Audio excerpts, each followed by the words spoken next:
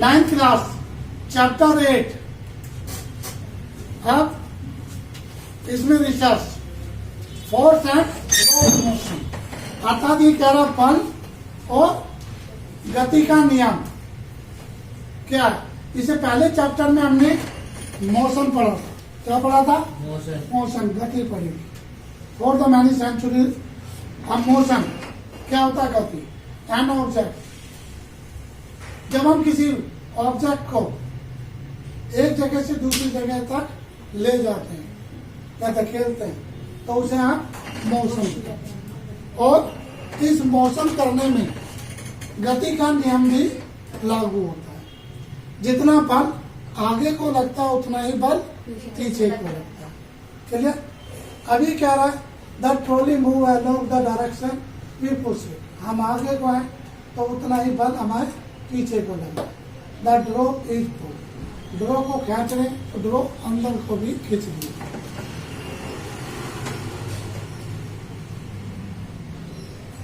ऐसे ही बॉल को आगे मारना तो हमें हॉकी को पीछे लेकर जाना पड़ेगा, राइट?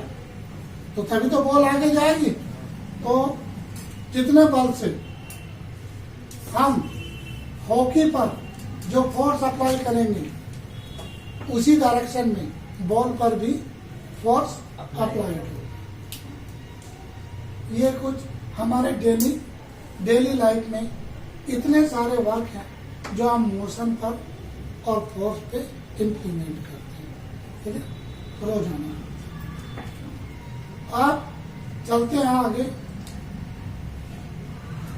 जो आपके लिए इम्पोर्टेंट चीज है। The force concept is based on push. जो बल है वो क्या करता है? बल पुश, धक्के पर निर्भर करता है, राइट? वी मस्ट पुश और हिट और पुल ऑन एन ऑब्जेक्ट। तो जब हम किसी वस्तु पर धक्का लगाते हैं या हिट करते हैं तो उसकी गति में चेंज हो जाता है।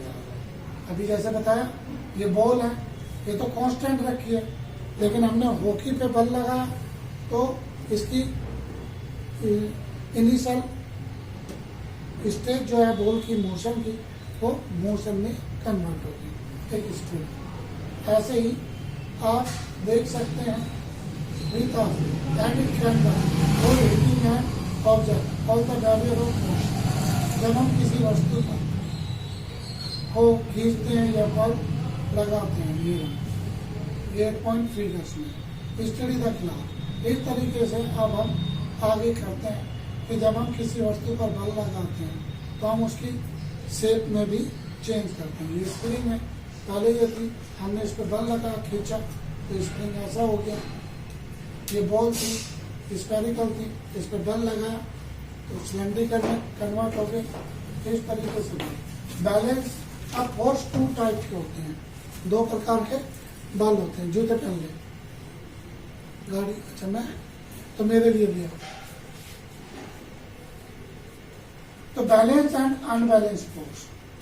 फोर्स दो प्रकार के होते हैं। जब इक्वल बल लगा जाए, if the block is pull from the both side by the equal force, तो block will not move, that is called balance force. अगर हम बराबर बल लगाएं तो उसकी गति में कोई परिवर्तन नहीं आता। कब आता है? जब हम एक तरफ ज्यादा, हाँ, तो उसे हम अनबैलेंस फोर्स कहते हैं। तो the block would begin move in direction greater force, thus the two forces are not balanced, that is called unbalanced force। कोई शक?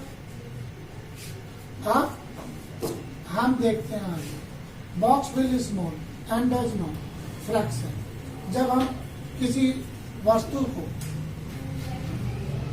बल लगाते हैं और वो बॉक्स में कोई चेंज ना हो तो इसका मतलब उसमें फ्रैक्शन है। फ्रैक्शन का मतलब है नीचे से वो कोई जकड़े पड़ रहा है, अर्थात किसी ने उस वस्तु को जकड़ रखा है, तो वो फ्रैक्शन कहलाता है। फ्रैक्शन को कम करने के लिए हम क्या करते हैं? या तो व्हील्स लगाते हैं या नीचे कोई राउंडेबल डंडा रख देते हैं या पाइप रख देते हैं, या नीचे सतह पे तेल डाल दो, तेल डाल दो तो भी वो आसानी से स्लिप हो सकता है, तो ये फ्रैक्शन कम होता है। तो फिर अनबैलेंस फोर्स कम लगता है। अगर फ्रैक्शन ज़्यादा हो तो अनबैलेंस फोर्स ज़्यादा लगता है। क्लियर? कोई सा आप साइकिल को चलाते हैं, एक डायरेक्शन बताते हैं आपको। अगर आप किसी साइकिल को चला रहे हैं, आपके मुंह की तरफ से हवा आ रही है, तो क्या साइकिल तेज चलेगी? आपको बल ज्यादा लगाना होगा, नहीं बहुत ज्यादा। लेकिन अगर आपकी कमर से हवा आ रही है तो फोर्स करना है। तो आपको बल कम लगाना पड़ेगा और साइकिल तेजी से चलती रहेगी। मोशन होगा। That's clear? तो सेम डायरेक्शन में यदि बल लग रहा हो तो बल कम लगता है और मोशन फास्ट हो जाती है। लेकिन अपोजिट डायरेक्शन में यदि बल लग रहा है तो बल ज्यादा लगता है और मोशन कम होता है।